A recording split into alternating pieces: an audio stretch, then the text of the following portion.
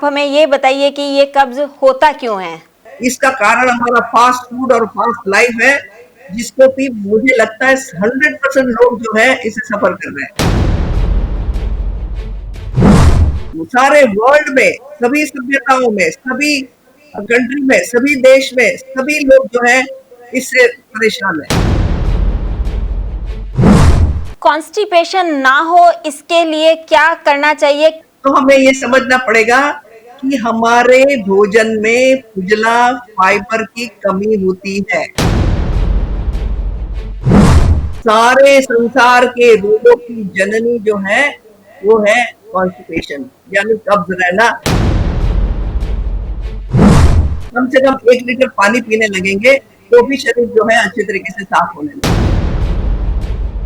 नमस्कार, D5 channel Hindi देख रहे दर्शकों का मैं वंदना स्वागत करती हूं। आज एक बार फिर हम जुड़े हुए हैं डॉक्टर सलीला तिवारी से, जिन्होंने कि 22 साल तक अटल बिहारी वाजपेयी जी का इलाज किया है। मैम, आपका बहुत बहुत स्वागत है इस प्रोग्राम में। नमस्कार सबको।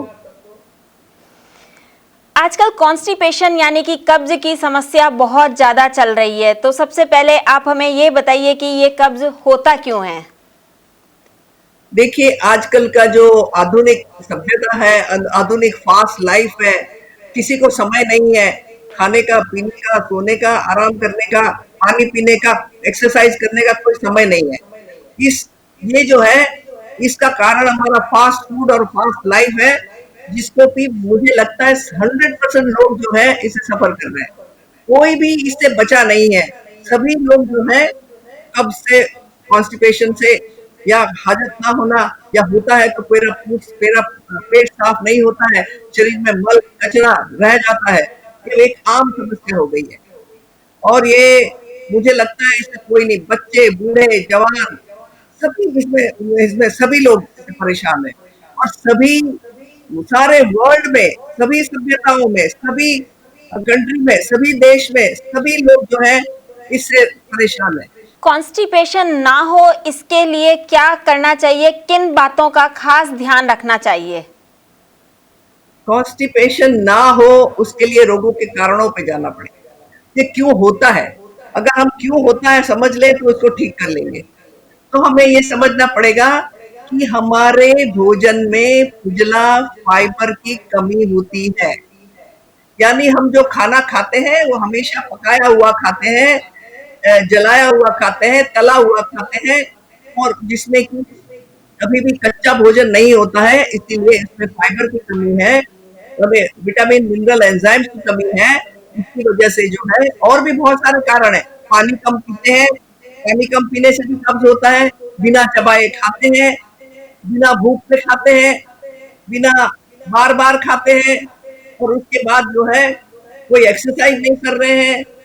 कोई भी हमारा शरीर में शारीरिक परिश्रम अगर करे तो शरीर में ब्लड का सर्कुलेशन ठीक हो जाए, पैरास्टैटिक एक्शन कहते हैं, यानी बड़ी आंत जो है एक तरह का जो है मूवमेंट है, तो कहते हैं बाउल मूवमेंट। वो मूवमेंट भी नहीं हो पाती है जब हम ही नहीं मूव करते हैं। तो इसका कारण यही है कि हमारे जीवन में सक्रियता की कमी है, और हम बिल्कुल कोई एक्सरसाइज, सैर, मूवमेंट कुछ नहीं करते हैं, बैठे बैठे भोजन करते हैं, चलने फिरने का नाम नहीं रह गया है।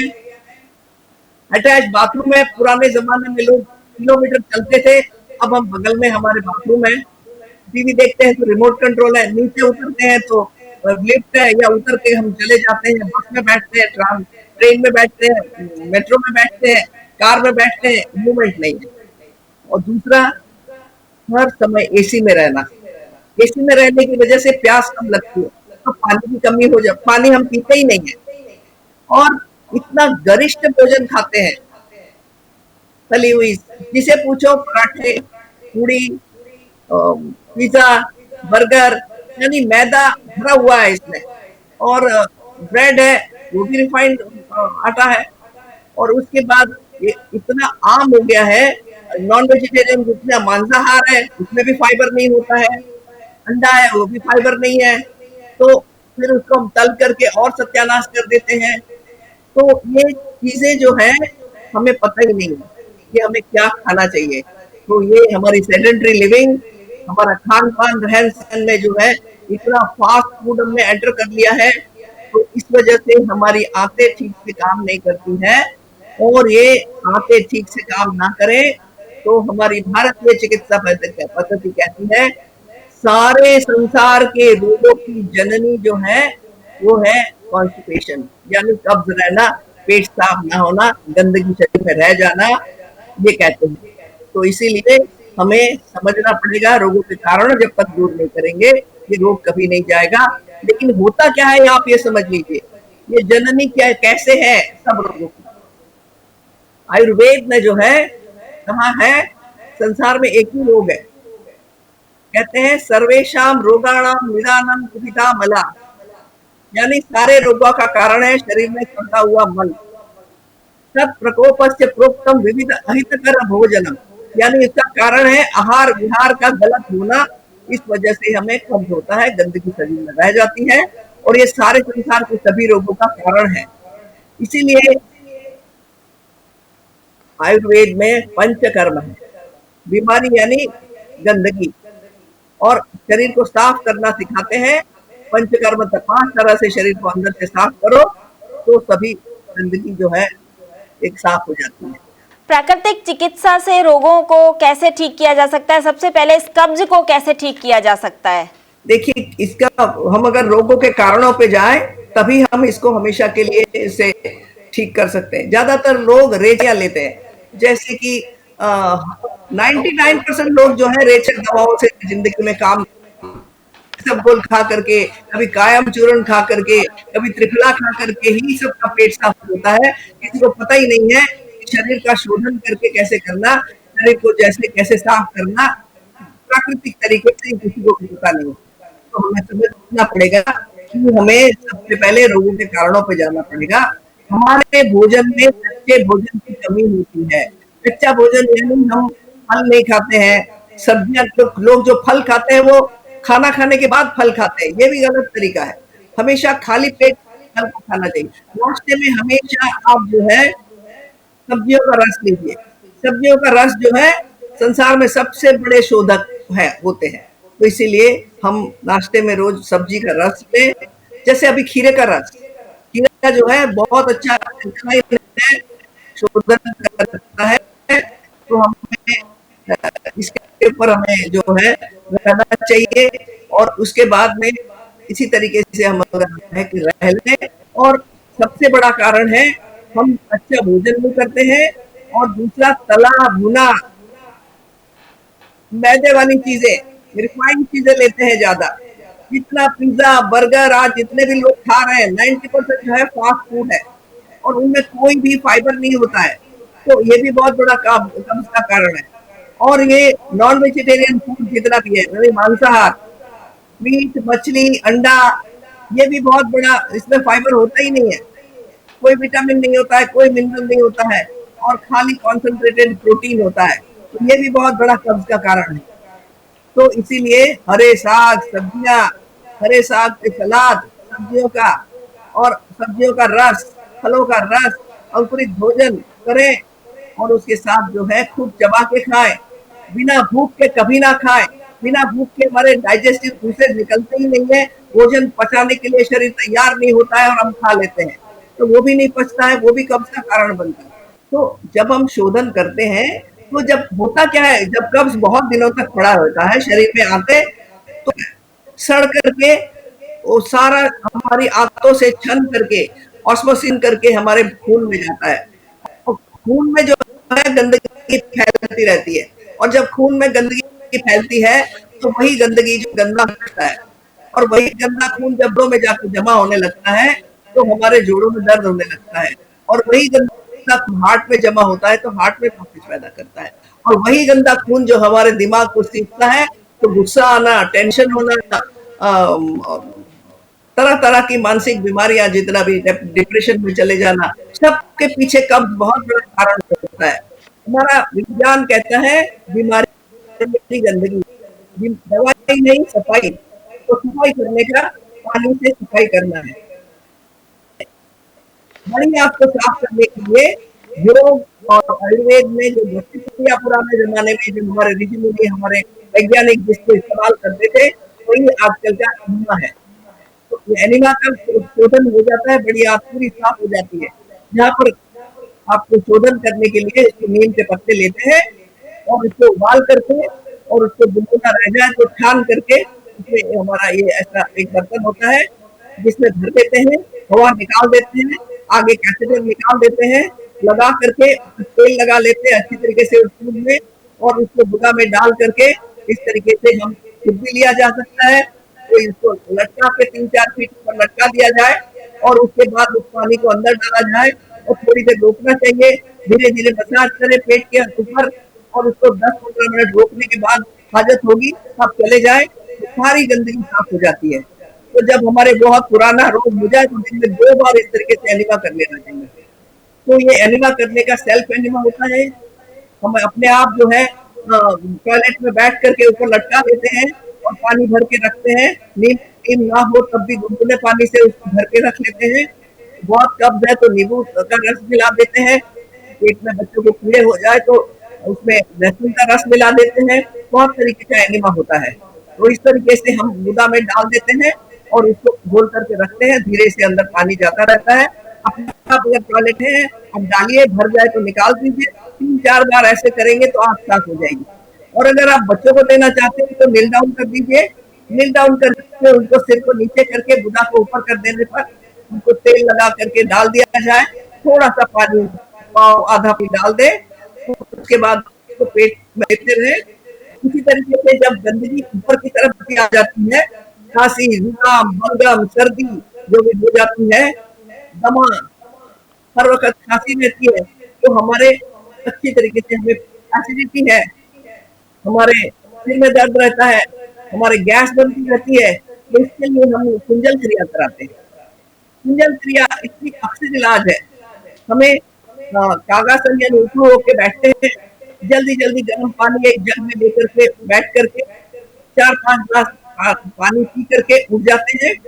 जब हम ऐसे बैठते हैं तो पेट जो है हमारा पैर उसको रोक के रखता है तो पेट तक ही पानी जाता है और उसके बाद उठ करके हम 60 डिग्री झुकते हैं और पेशेंट को कहते हैं कि लेफ्ट साइड में पेट को दबाते जाए और झुक करके सीधे हाथ से उंगली डाल करके हम पूरा उल्टी कर लेते हैं तो अंदर खूब बलगम निकल आती है और सारा खांसी जो है अंदर से कोई चीज निकालने के लिए होती है। जब बलगम निकल जाती है तो ये सारा बलगम निकल जाने से खांसी का तत्काल फर्क हो जाता है।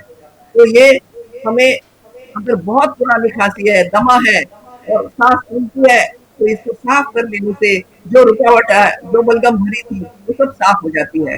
गैस की, एसिडिटी की, सिर दर्द की, माइग्रेन की और ये खांसी की, दमा की, पेट के सारे रोग जितने भी हैं, आपको एसिडिटी है, आपको जितना भी बलगम बनती है, सभी रोगों के लिए आपका अक्सर इलाज है। योग में इसको कहते हैं 40 दिन तक लगातार करना चाहिए।